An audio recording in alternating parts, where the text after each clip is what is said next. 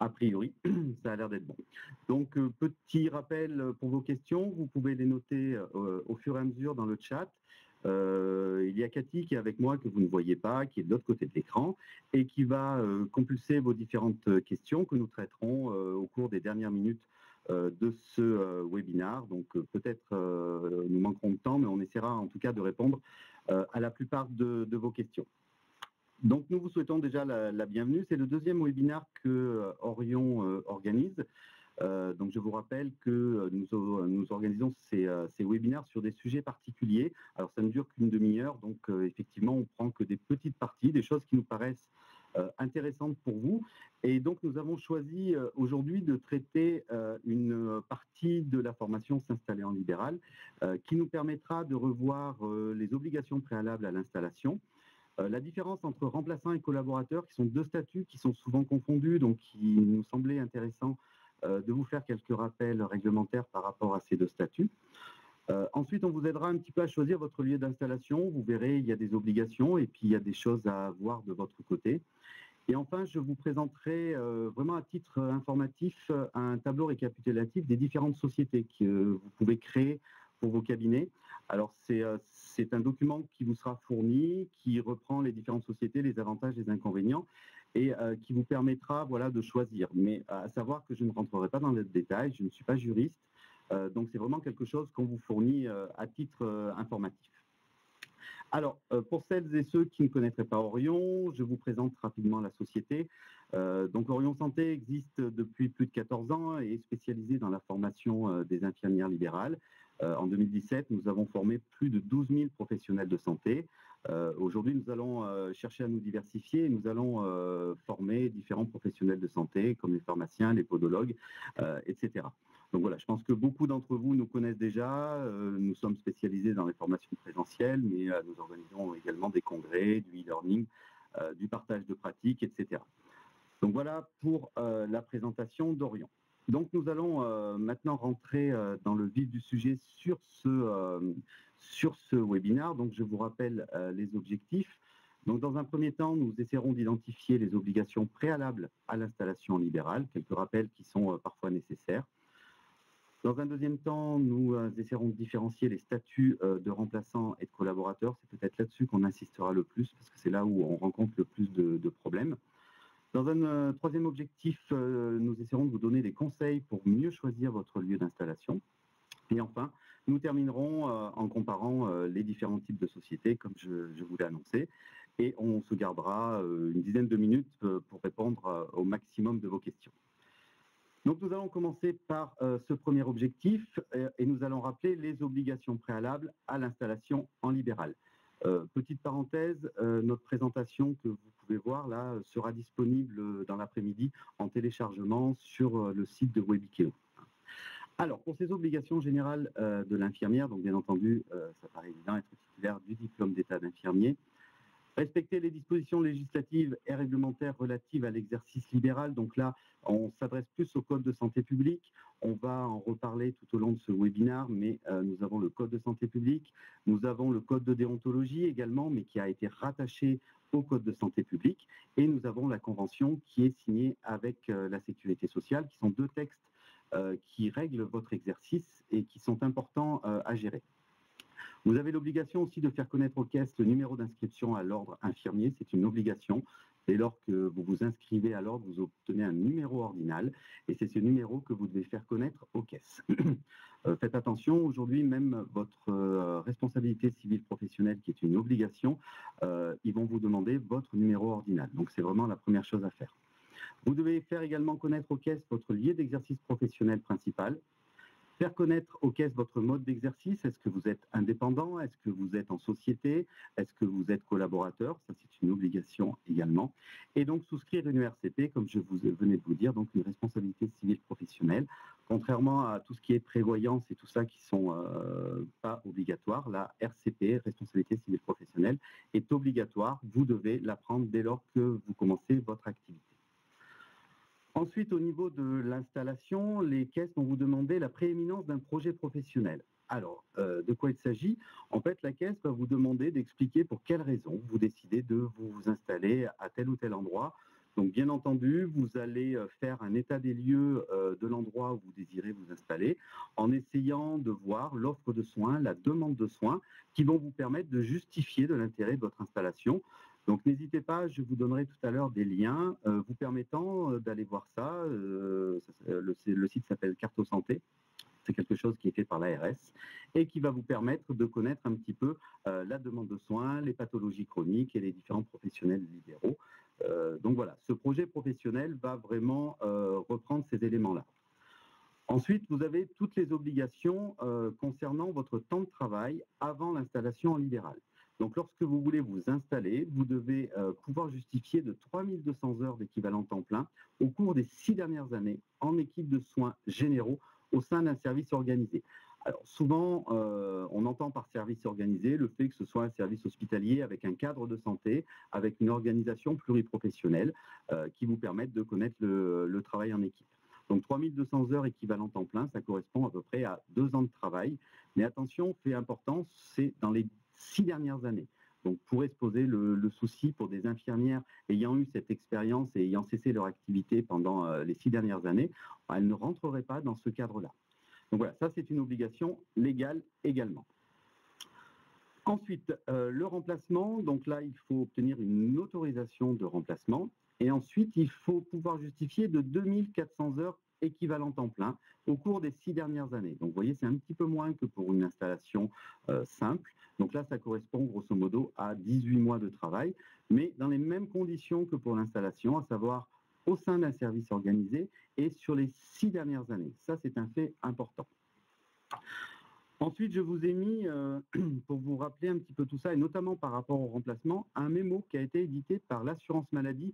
Alors, je suis désolé sur la présentation via mon écran, ce n'est pas lisible, mais j'ai décidé quand même de vous le mettre pour que vous l'ayez lorsque vous téléchargerez le document. Et en fait, ce mémo reprend les 10 étapes clés, donc va aller un petit peu plus loin que ce qu'on vous dit, en vous expliquant votre obligation de vous inscrire à l'URSSAF, à la Carpinco et tout ça. Donc, ce mémo, encore une fois, est édité par l'assurance maladie, donc reprend réellement les différentes étapes que vous devez suivre pour vous installer en libéral. Donc ce document est disponible en téléchargement sur le site de Webikio. Voilà un petit peu pour les obligations réglementaires au niveau de l'installation. Donc nous allons passer maintenant à l'objectif 2, qui va nous permettre de différencier les différents statuts remplaçants et collaborateurs.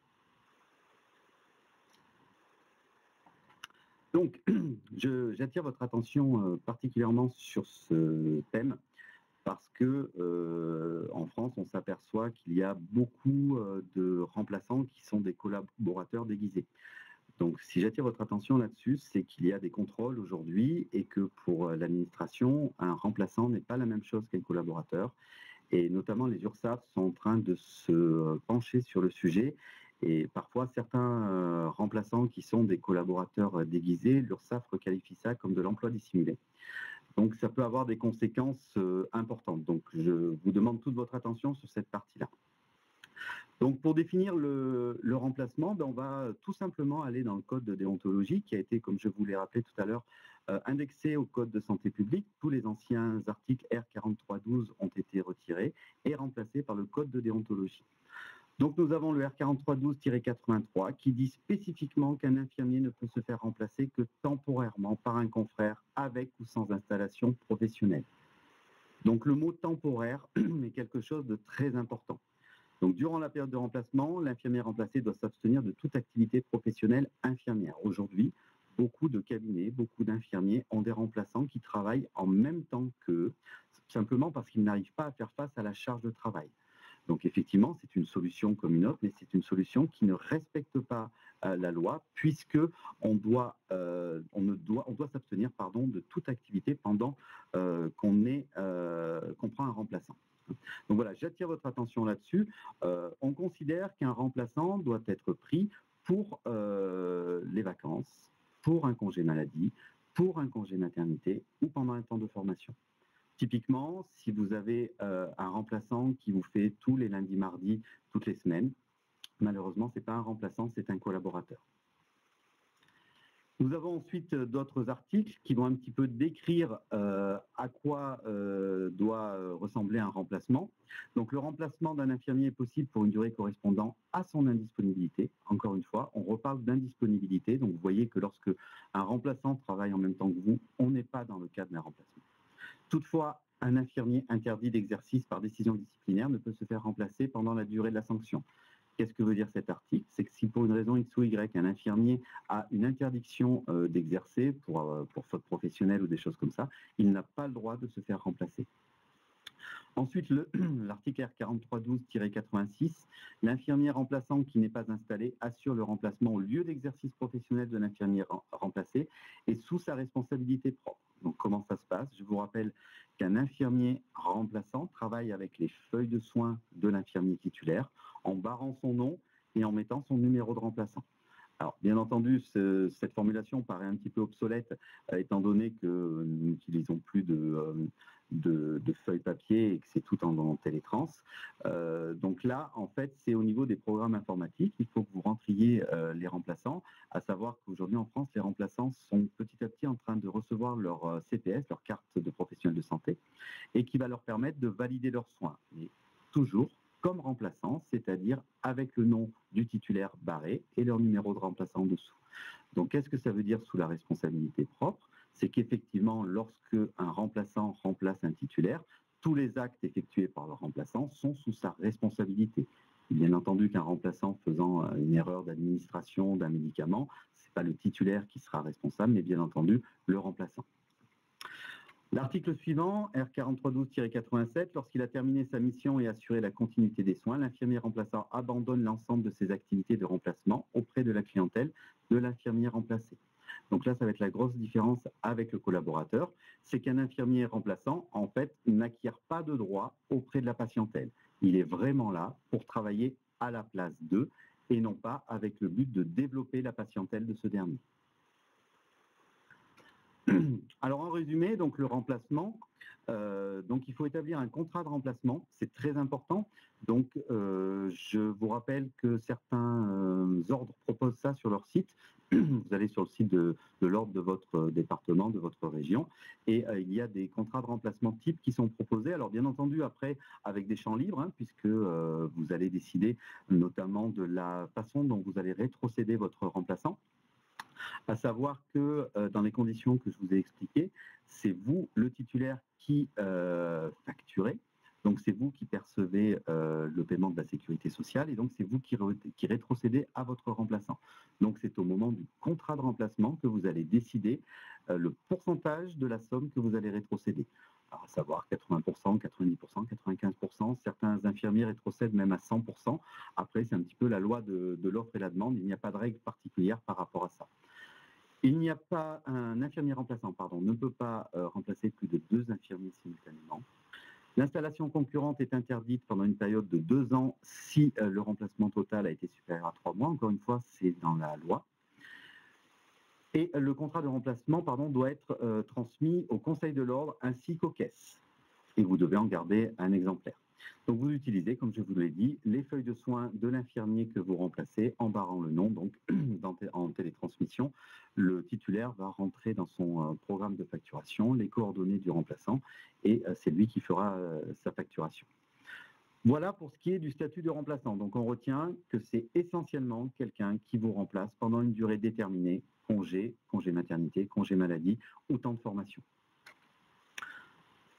Voilà pour ce qui est du remplacement. Pour la collaboration, donc pareil, on va se référer au code de déontologie. Donc on a l'article 4312-88, c'est l'infirmier qui peut s'attacher le concours d'un ou plusieurs confrères collaborateurs libéraux.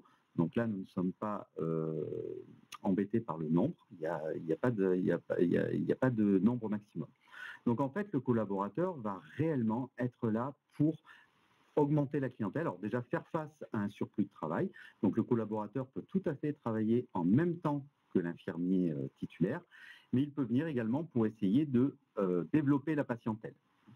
Donc il y a une petite phrase qui complète cet article. Chacun d'entre eux exerce son activité en toute indépendance, sans lien de subordination et dans le respect des règles de la profession, notamment le libre choix de l'infirmier par les patients, l'interdiction de compérage et la prohibition de la concurrence déloyale.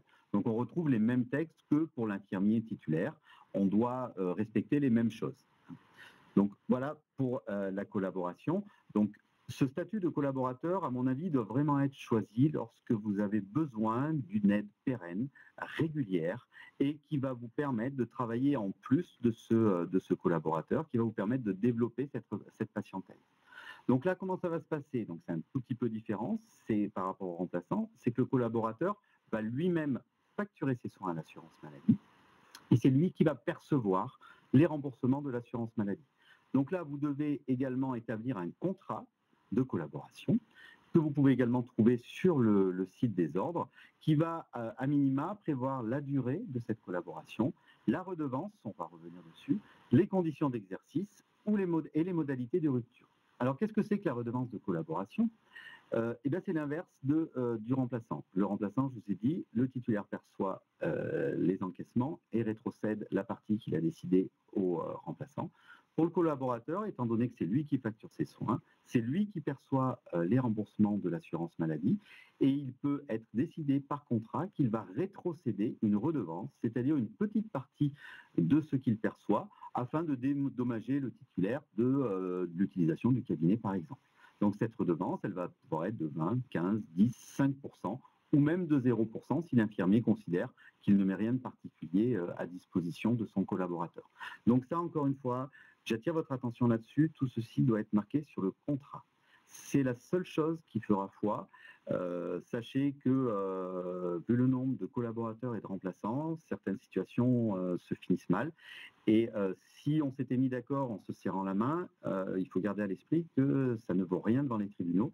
Donc n'hésitez pas à faire des contrats de collaboration avec toutes ces choses-là de marquer dessus. L'exercice en indépendance, pas de lien de subordination, donc c'est vraiment un collaborateur est un infirmier à part entière qui va travailler dans le cabinet en toute indépendance. Il possède bien entendu sa CPS et ses feuilles de soins, donc là il facture lui-même, et il est soumis au zonage.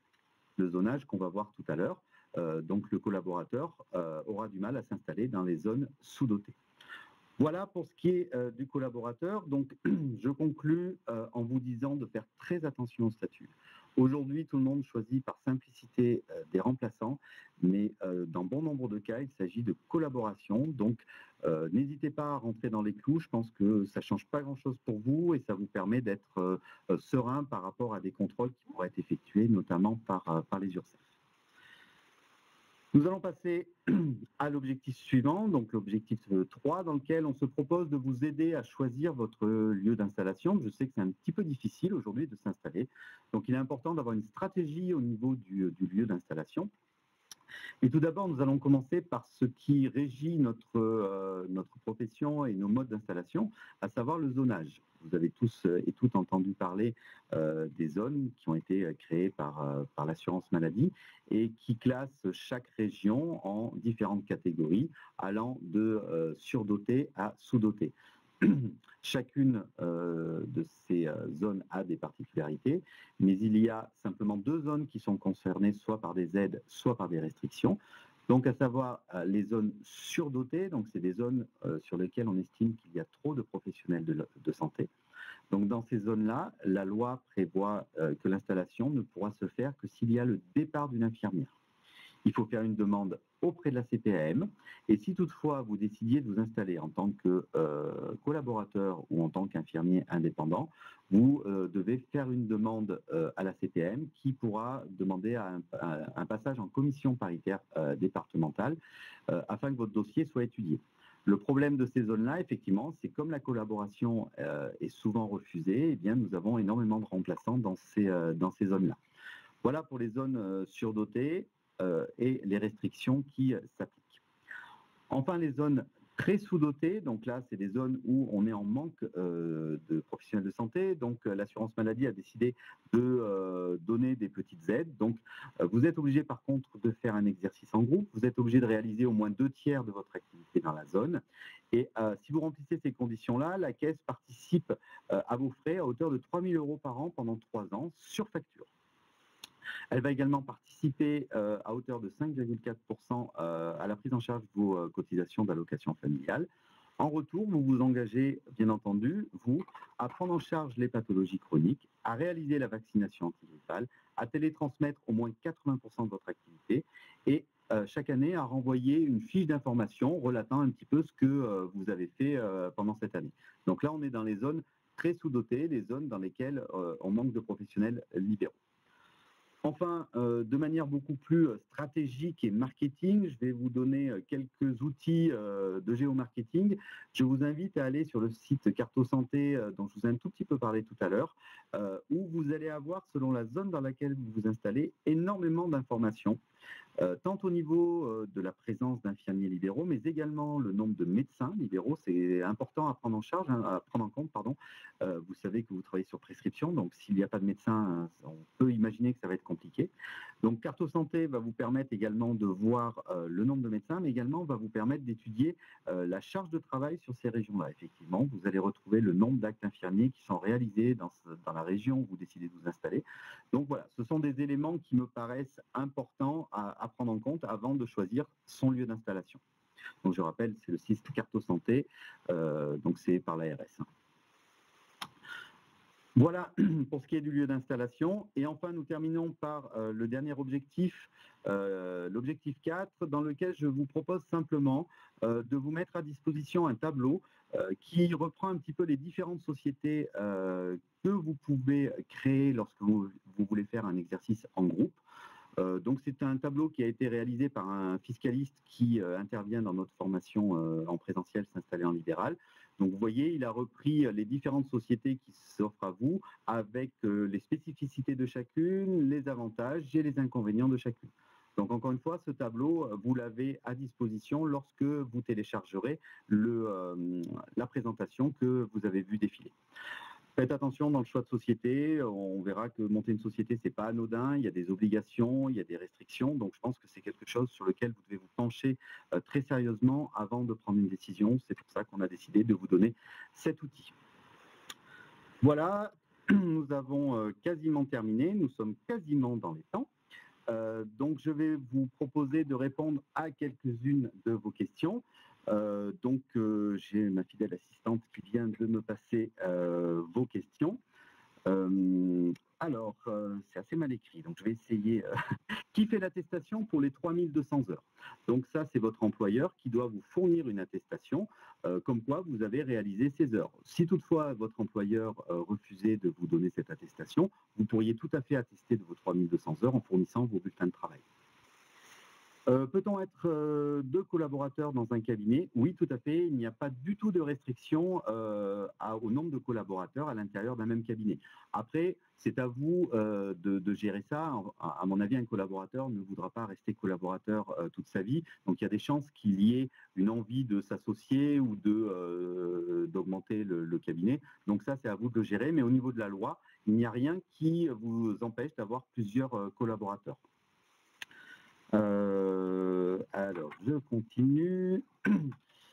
Quel est l'avantage de la CPS du remplaçant? Alors effectivement, je vous ai évoqué cette chose-là. Ça fait quelque temps maintenant que l'assurance maladie a décidé de donner une CPS au remplaçant. C'est simplement pour valider les soins. Avant, lorsque nous travaillions avec des feuilles, il était simple de rayer le nom du titulaire, de mettre le numéro de remplaçant. De manière informatique, c'était un petit peu plus compliqué. Certains logiciels de facturation proposaient la possibilité de rentrer les coordonnées du remplaçant. Mais bon, voilà, tous les logiciels ne le faisaient pas, puis c'était un petit peu rébarbatif. L'avantage de la CPS, c'est que vous saisissez la CPS du remplaçant dans votre lecteur, et en fait, le programme informatique va directement rentrer les coordonnées de ce remplaçant dans votre logiciel comme étant votre remplaçant attitré. Et donc, ça vous permettra, lorsque vous facturez les soins, de mettre c'est lui qui les a réalisés. Qui remet la CPS? C'est l'assurance maladie. Donc, en fait, je vous laisse vous retourner vers vos caisses. Elles n'ont pas toutes commencé encore à déployer ces cartes de professionnels de santé, mais dès lors que vous ferez votre dossier demandant votre autorisation de remplacement, votre caisse saura vous dire si elle vous fournira une CPS ou pas. Comment calcule-t-on le prix de rachat d'une patientèle? Très bonne question. Très bonne question. Donc là, ça va être très simple, il n'y a pas de règle.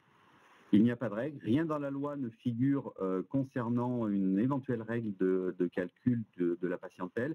J'ai envie de dire que c'est un petit peu la loi de l'offre et la demande. Et puis surtout, ce que vous êtes capable de proposer aux collaborateurs ou à la personne qui veut racheter votre patientèle. Si vous avez une organisation, si vous avez un planning fixe, si vous avez un cabinet, si vous avez une énorme patientèle, et qu'il y a du monde qui veut racheter, libre à vous de mettre un prix un petit peu plus important.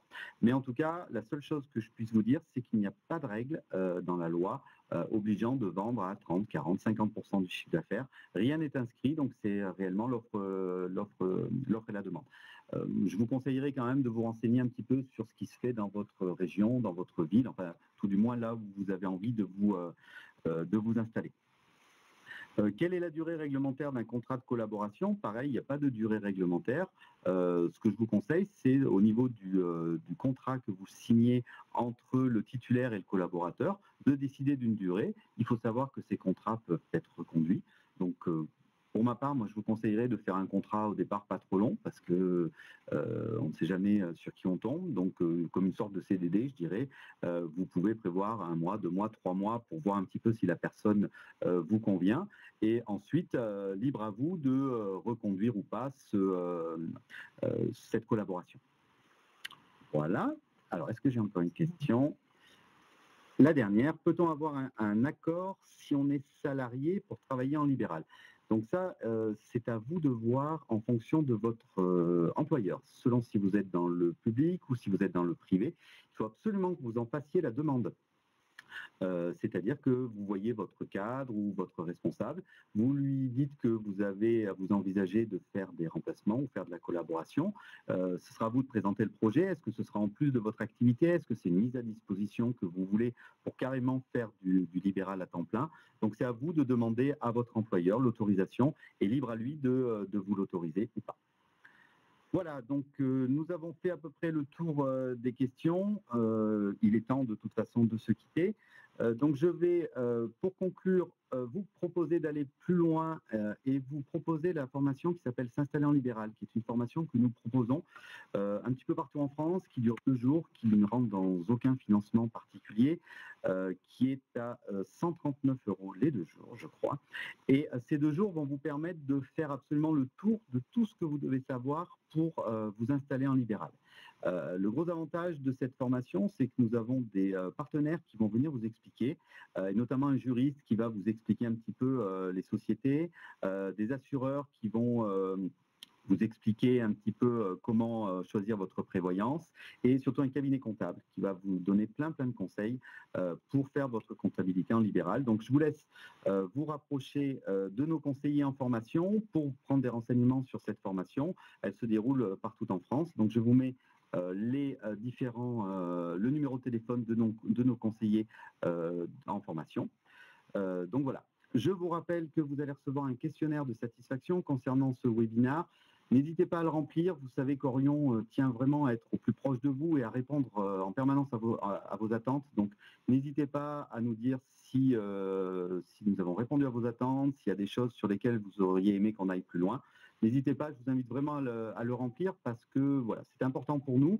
Je vous rappelle que nous avons décidé d'organiser un webinaire par mois durant toute l'année. Je rappelle que ces webinaires sont gratuits, vous pouvez y participer, vous recevrez des invitations. Suivez la chaîne Orion Santé sur Webikeo, allez voir sur notre site, ils seront bien entendu à chaque fois annoncés. Ces webinaires reprendront des thèmes différents à chaque fois. Pour le premier semestre, je vais vous donner quelques thèmes comme ça pour vous donner envie. Le premier, au mois de mars, nous parlerons des ESP, des équipes de soins primaires. Qui sont une volonté publique de regrouper les professionnels de santé. Donc, si ça vous intéresse, je vous donnerai quelques clés pour monter ces projets-là. Nous parlerons également certainement des incrétines. Vous savez, dans le diabète, les incrétines posent un petit peu souci, notamment au niveau de la facturation. Donc, on se fera un petit webinaire sur ces sujets-là. Donc, voilà. Le reste, vous le saurez au fur et à mesure. Je vous remercie pour votre attention. J'espère que, encore une fois, on aura réussi tout du moins à répondre à vos attentes. J'espère vous revoir bientôt et vous remercie encore pour votre attention. À bientôt. Au revoir.